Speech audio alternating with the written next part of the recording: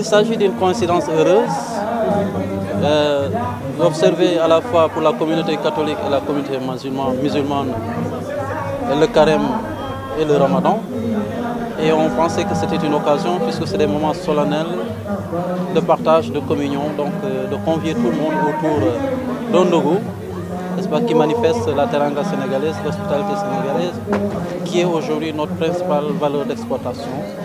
Et nous pensons qu'en tant qu'agence de promotion, nous ne pouvons pas ne pas saisir cette opportunité-là, donc de partage, d'inviter surtout les ambassadeurs des pays islamiques à Dakar, mais également toutes les confréries du Sénégal, pour non seulement partager, mais discuter et surtout également présenter les projets que nous portons aujourd'hui à l'ASPD, dont le plus important est le programme de promotion du tourisme religieux. En réalité, nous avons déjà initié ce programme depuis très longtemps, mais avons pris la peine quand même d'aller rencontrer les foyers religieux pour déjà s'imprégner des réalités de ces cités et également profiter pour avoir la bénédiction déjà des khalifes, mais également des personnalités illustres dans ces foyers et expliquer, n'est-ce pas, le but de ce programme-là.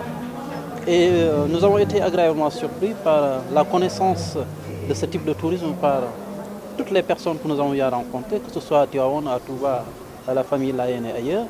C'est vrai que nous n'avons pas encore fait le tour de tous les foyers, mais les quelques foyers que nous avons rencontrés ont montré une adhésion totale à ce projet qui, effectivement, va générer non seulement des revenus et des ressources pour ces cités religieuses, mais va révolutionner, c'est-à-dire la perception que les gens ont du tourisme en général.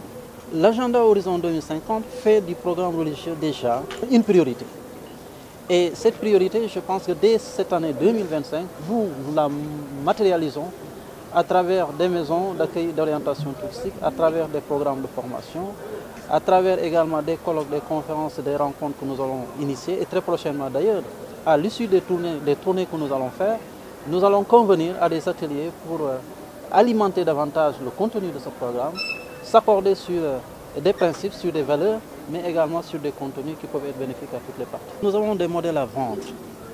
Je crois que le dialogue islamo-chrétien trouve un ancrage très profond ici au Sénégal. C'est un modèle à exporter. Et en dehors de ça également, nous avons une spécificité culturelle de la pratique religieuse qui attire. Vous avez vu aujourd'hui toutes les délégations qui ont défilé, chacune avec sa spécificité, n'est-ce pas, de chant, de pratique, mais également même de port vestimentaire. Je pense que ça, déjà, c'est un attrait. Mais mieux, le marché que vous parlez, c'est aussi le marché local, sénégalais.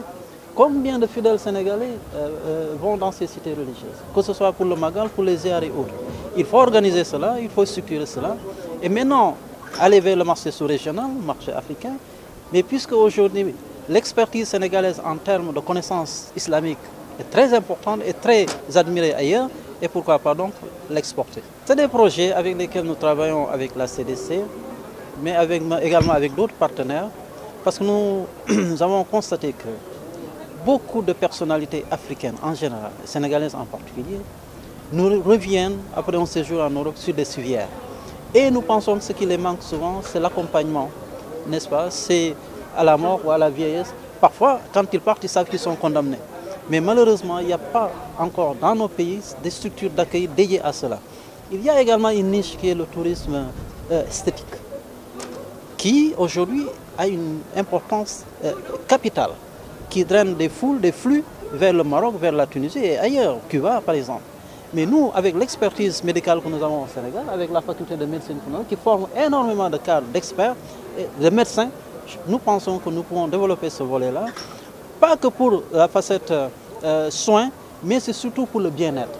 L'épanouissement, le bien-être, un cadre vraiment d'accompagnement à la vieillesse, mais où également il fait bon de suivre un traitement, de suivre une convalescence, etc.